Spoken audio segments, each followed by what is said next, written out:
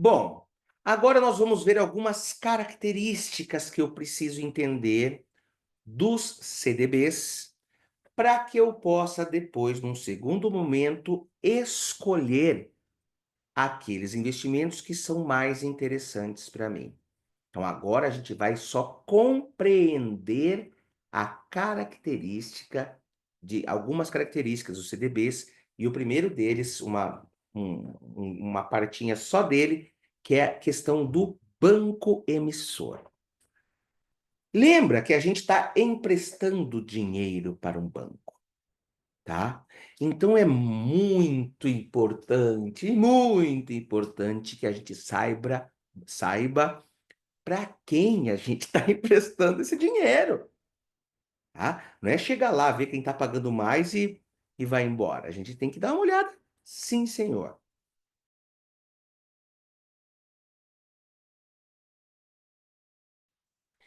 Então, a gente vai olhar aqui 2 investimentos, de CDBs, ambos pós-fixados, ambos com aplicação mínima aí, aqui R$ 500, aqui 1.200, não é uma diferença brutal. Prazos muito parecidos, 1.464 dias, 1.461 dias, tudo para novembro de 2028. Então eu tentei pegar 2 títulos muito parecidos, só que eles têm uma aberração aí. Esse banco está me oferecendo 128% do CDI. Ou seja, só para fazer, porque com 10% a gente consegue fazer conta de cabeça. Se o CDI for 10% ao ano, fica próximo de 12,8%, tá? De rentabilidade anual. Enquanto esse do BTG Pactual, ele só, entre aspas, me dá 103,5% do CDI. O que daria uma taxa aí de 10,35% ao ano, bem pior do que 12,8%. Então, se a gente pensar só em rentabilidade, não faz sentido nenhum você comprar esse CDB do Pactual se você tem, para a mesma data, com quase as mesmas características, um CDB do Banco Master que te paga muito mais, vai te dar muito mais dinheiro no bolso, tá? Só que a gente precisa entender que existe um risco desse banco, na data de 2028 ou muito antes disso, ter algum problema e simplesmente não me pagar. O que a gente vai chamar de risco de default, tá? Mas e aí, Ellison, como que a gente vai saber quem que tem mais risco? Né? Banco Master, Banco Pactual, não tem condições de ficar sabendo, pesquisando isso aí. A grande questão é a seguinte, pessoal. Existem empresas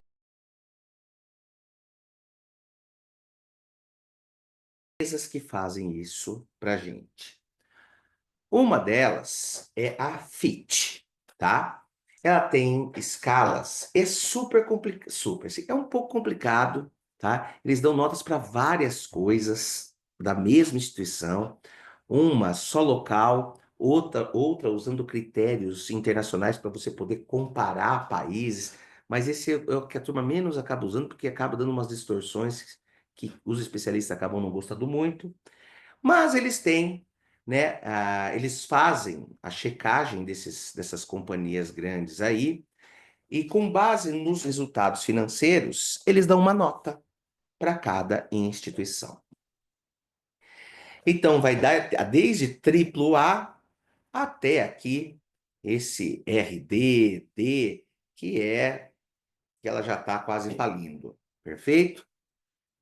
Isso é super confiável? Veja, quando deu aquela crise no subprime dos Estados Unidos, os Estados Unidos era triplo A. E deu no que deu. Mas é uma das, assim, lembra que tem uma frase, é o que tem para hoje? É uma das coisas que tem para hoje. Dá para dar uma olhada, tá? Você vai ficar pegando balanço patrimonial. Se vocês quiserem, alguém que gosta, não, eu sou da parte de contabilidade, eu nem coloquei aqui, mas tem o Banco Data. Se você colocar Banco Data no Google, você consegue pegar qualquer instituição financeira do Brasil e ver um monte de relatórios financeiros de cada um dos bancos, para você talvez fazer uma análise mais pormenorizada dos seus possíveis devedores, que é para quem você vai emprestar dinheiro. Mas, voltando aqui para o nosso caso, o que nós temos é que o Banco Master, atualmente, ele está avaliado como A menos. Então tem AAA, AA mais, AA menos, A mais, A menos. Então o banco dado está quase indo para cá. O que significa A menos? Ele tem capacidade forte de honrar compromissos financeiros, embora mais suscetível a mudanças econômicas adversas em comparação com a classificação de cima. Se der perrengue, ele é mais suscetível, mas, por hora, está com uma forte capacidade de honrar. Perfeito? O BTG, para valores brasileiros, ele é AAA. Então, veja, qual é o banco que te dá mais segurança desses dois? O BTG.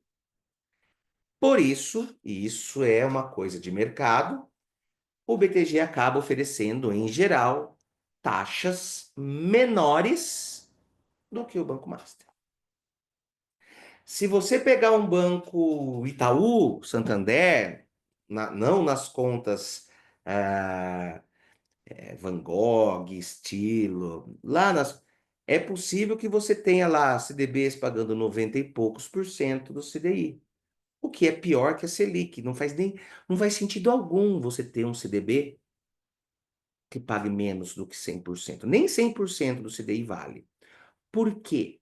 Porque qual que é o investimento em renda fixa menos arriscado? Tesouro Direto. Então, se você for comprar um CDB, tem que pagar mais do que 100% do CDI. Quando eu estou falando de pós-fixado. Se for pré-fixado, tem que ter um pré-fixado, uma taxa pré-fixada maior do que no Tesouro Direto. E se for pagar acima da inflação, tem que ser maior. Todo CDB tem que, por obrigação, para você ter na sua carteira, ele tem que pagar mais do que o Tesouro Direto, do que qualquer um deles. Por quê? Porque você está correndo mais risco. Mais risco do quê? Do banco quebrar. Ok? Então faz todo sentido que um banco AAA te dê taxas menores do que bancos que são mais suscetíveis a não estarem por aqui quando você tiver que sacar esse dinheiro. Ok? Vou colocar aqui umas reflexões finais. Eu vou pegar esse artigo, eu vou dar uma passadinha nele aqui. Deixa eu compartilhar essa tela.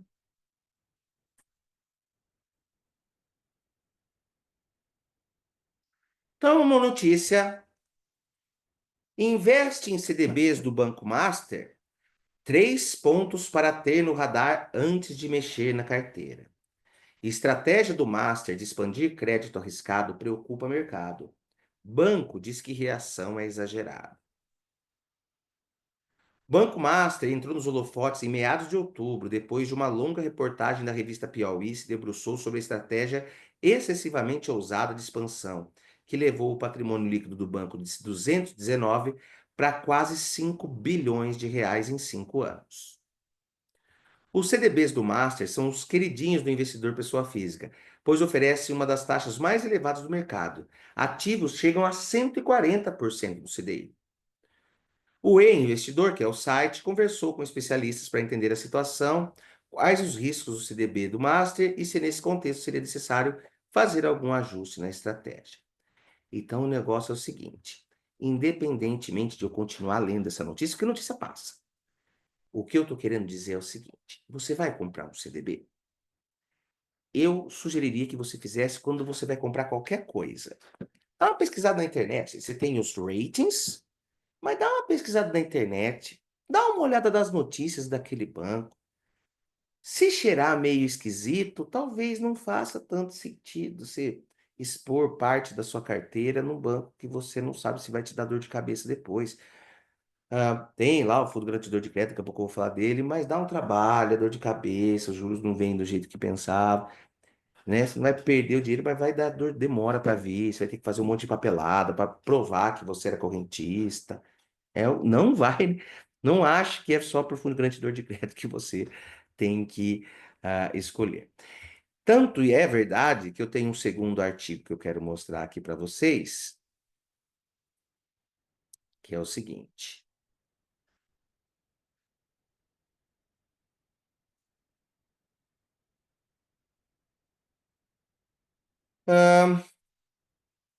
Esse artigo fala: ninguém compra um carro pensando no seguro, tem que ser igual com investimentos, diz o Daniel Lima, que é diretor executivo do FGC, tá? Então, assim, você não vai comprar um CDB pensando no FGC. Não, você tem que se educar financeiramente. E esse artigo aqui, o cara que é do FGC fala que, olha, o Fundo Garantidor de Crédito é uma salvaguarda importante para o sistema financeiro, mas acaba sendo muitas vezes utilizado como muleta para comprar ativos com taxas mais elevadas, sem antes ponderar os riscos da movimentação. Então, o cara do FGC está falando, pessoal, não é por rentabilidade, não fica confiando na gente só. Não é assim que se faz. Você tem que olhar o risco do crédito de quem você vai emprestar dinheiro. Em um contexto de expansão de oferta de produtos emitidos por bancos menores, o FGC se vê em uma posição segura, com liquidez suficiente para encarar eventos de crises bastante severas para bancos menores. Se for um bancão, não vai ter jeito, não. Ainda assim, para o diretor executivo, educar o investidor em relação à análise do risco dos ativos garantiria maior saúde ao sistema financeiro como um todo, incluindo o segurador, incluindo ele, incluindo o FGC. Quanto menos pessoas se expuserem a bancos que estão com problemas. Ok?